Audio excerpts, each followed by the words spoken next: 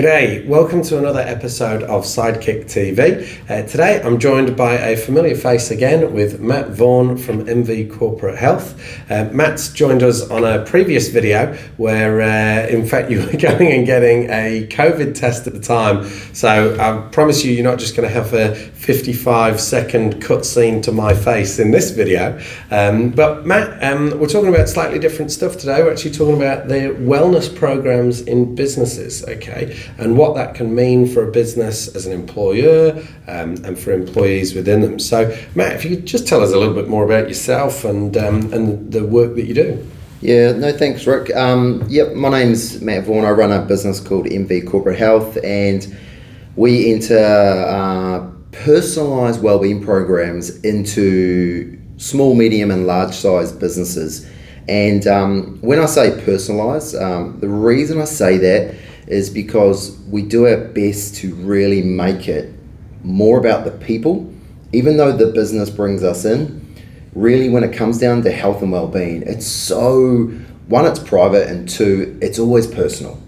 But it's the collective that makes, the business run. However the collective run, however they're feeling, goes straight down to productivity, and things like that there. And that's what we do. We go in there to look after people so that they can thrive, basically. Perfect. And look, I know that this is something that a lot of small businesses are talking about at the minute, but in my experience, when we see the accounts for businesses, it's probably not something that many businesses are spending money on. A typical company that engages you, does this pay for itself? Like, is there a typical return on investment that you could hope people would receive for this? Yeah, and it's a really good question because it's a tough one to exactly monitor, to come down to the exact dollar to spend to how you get it back. And I guess that's why we're here, because it's something I've researched a lot myself. And there's plenty of studies out there, and I even went into it before coming into here just a couple of days ago as well. And all the studies and research show that with well-designed, well-executed programs, you could get anywhere between, for every dollar spent, you could get $2 back, or with good programs, even $3 back. But in saying that, if you are getting a 1-to-1 sort of ratio, you're still winning, because what you're providing is more assistance to your employees so they can be better and so that they can feel like they're actually being looked after. And right now, if you're an employee, that's one of the things that people want to know. I actually just got asked that question about 200 meters down the road today. This particular law firm basically said, we would love to hear from you because we get asked, what do you provide outside of the normal? So it's definitely been asked. Yeah. It's huge. And I mean, things that we were discussing about this earlier, the cost of not doing it well, if you've got someone on a 100k salary, they're not feeling looked after and they're feeling like they're not valued and they leave, you want to go and replace that person through a recruiter. Not to rubbish any recruiters here, they do great work, but that could be a 18 grand exercise. $18,000 in a wellness program is probably going to go pretty far, I imagine. Yeah, that would go real far. And to a small to medium sized business, that would be huge. Absolutely, recruiters do what they do because they need to, because they look for the best people to put into the businesses. So they've got a fantastic job to do. But yes, in terms of spend, in terms of understanding that if someone leaves because they're not feeling well, they don't feel like they're being looked after, and if we really want to go there, think about the generations are changing at the moment. People coming out of school, university now and going into work, remember how much they get and what they're so used to from phones. They are so used to having things turn up like that. Now, old school generation, I reckon I might just fit into old school, maybe. It's sort of get the work done, just get it done however you can. And generations are changing that. So it's, in terms of wellness programs, your workforce is expecting so much more, hey? expectations, thank you. Yeah. Exactly that, yeah. Okay. So in terms of, right, this is probably driving a bit of a time frame shift for people, isn't it then? So what are the time frames that people are looking at for this? So if you're not currently doing wellness in your workforce, you may or may not be losing employees at the minute, but you might not be attracting any either. What time frames are you seeing your clients are working to on this? Yeah, so are you asking about when are they getting results and so forth? Those timeframes, or?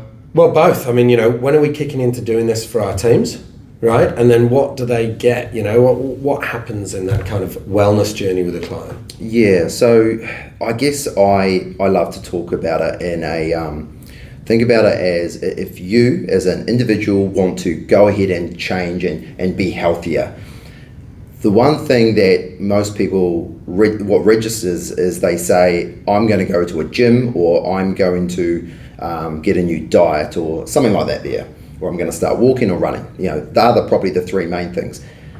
The thing that you need to understand is that it doesn't happen overnight, and it's so important that you get to, one, build a really good relationship with the team that come in, or individuals that come in to look after your wellness within your organization, because my old saying is you only get results through relationships, or relationships get results, because you need to build that like, know and trust factor.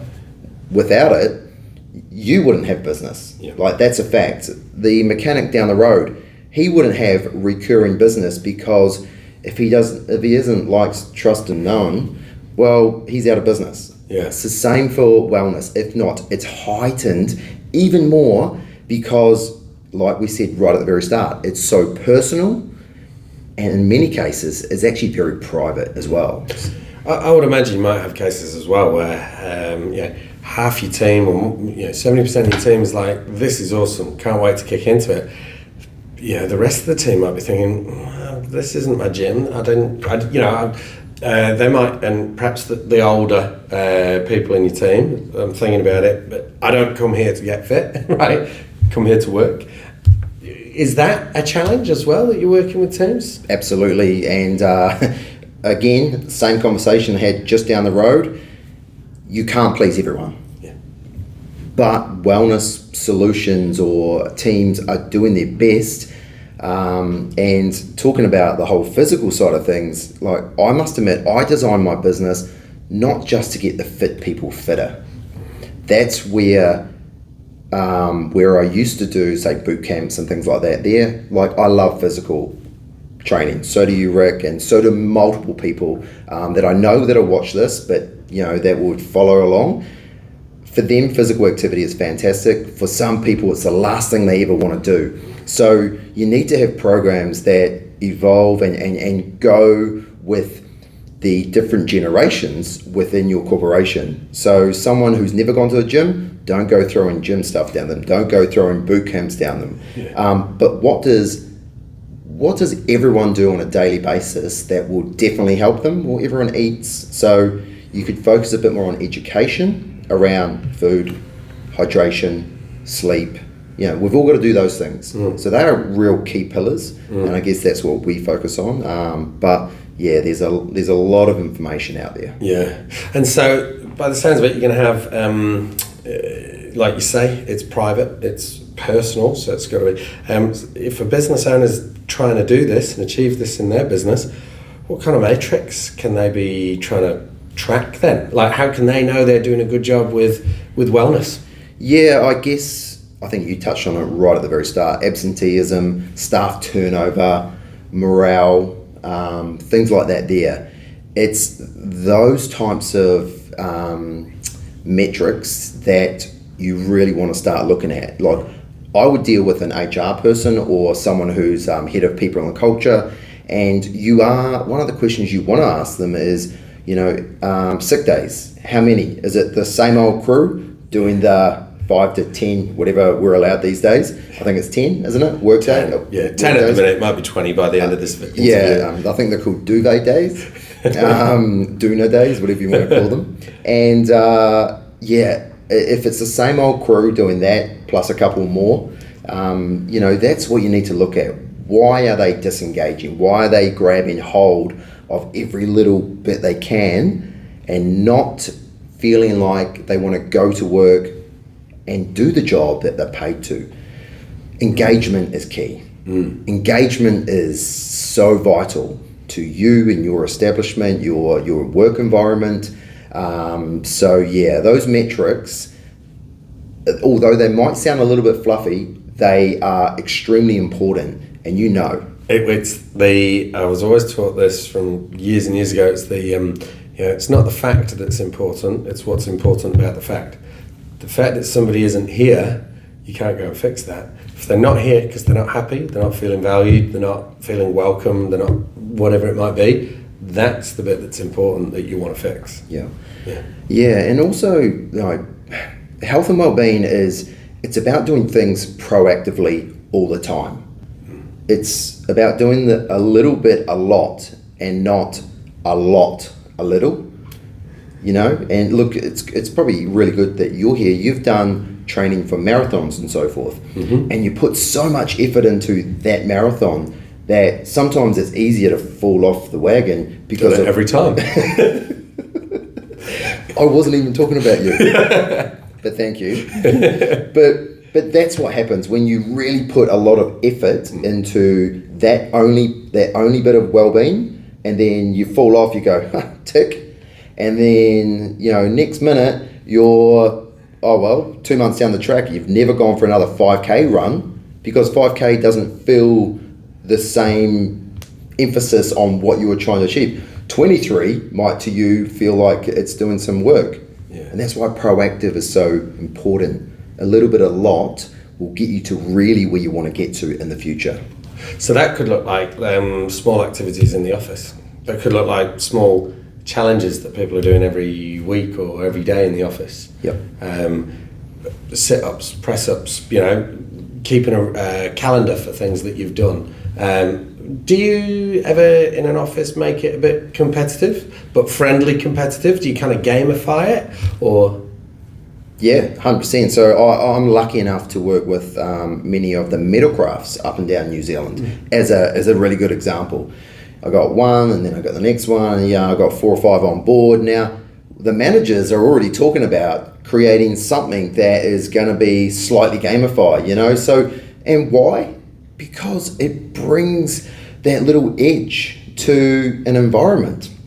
And it's good to have that. Imagine if there was other sidekicks. Imagine the fun we'd have with that. But it's true. Like, even if you haven't played sport, you haven't been competitive, if you're like an accountant, you're still competitive in some way. You got there. So find the game that people like. So I always like to finish with a question like this, looking at business owners that have teams, where do they start with this?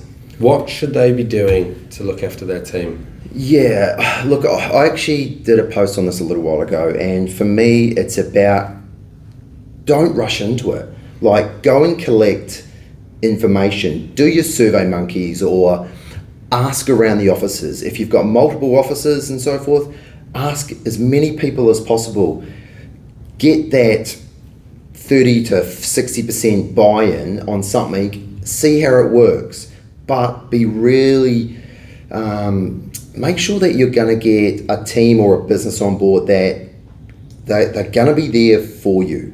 They want to create that relationship. I think that's really important. It can't just be a tick box. I think those types of programs are slowly going to have to upgrade themselves so they are more personalized and more engaging, because we're becoming more engaging or visual when it comes to a lot of our other stuff that we do. Look at TikTok, how it's gone mental. Instagram, Facebook, visual. What are you doing that's going to really help them out in that way. Yeah, so it can't just be that, I'm the business owner, someone's told me I need to do something about wellness. Right, here's a wellness thing. Yeah. So it's not going to work. It doesn't, because there's EAP systems out there, which I love EAP systems because they're a tool, and I think most businesses are on them. But the research that I've done on them, there's only a hit rate of employees engaging on them anywhere between 2 and 8%, which is tiny. Imagine if you've got 300 staff. That's tiny. Imagine if you've got 1,000 staff or more. But even the small businesses, it's about making sure that they can engage somehow. There needs to be engagement. Majority engagement. Yes. Yeah, or even 30%, because sometimes it's a drop in the pond. Oh, I'm not going to do that. I'm not going to do that. Well, what are you doing? What are you doing? You're looking good. You're feeling happy all of a sudden. Like, what's going on? And it could be just about something they're doing, not at work. It could be something they're actually doing at home. Maybe they're walking a bit more. They're starting to get their own little mojo back. Nothing better than giving someone their confidence back and just seeing them over a year just elevate. And I think that's really important. Perfect. Awesome. Look, I think that's a great thing to finish on, is that, again, it comes back to that individual benefit that you get by being a good business owner, being a good employer. Like, actually, you should be looking to improve the lives of your employees. And this is a way that you do it where, look, it probably takes you a bit of effort and it probably takes you a little bit of money, but the return that you're going to get is going to be far outweigh those costs to you. So thank you very much, Matt. That was a real pleasure, and hope you all enjoyed watching this. Thank you.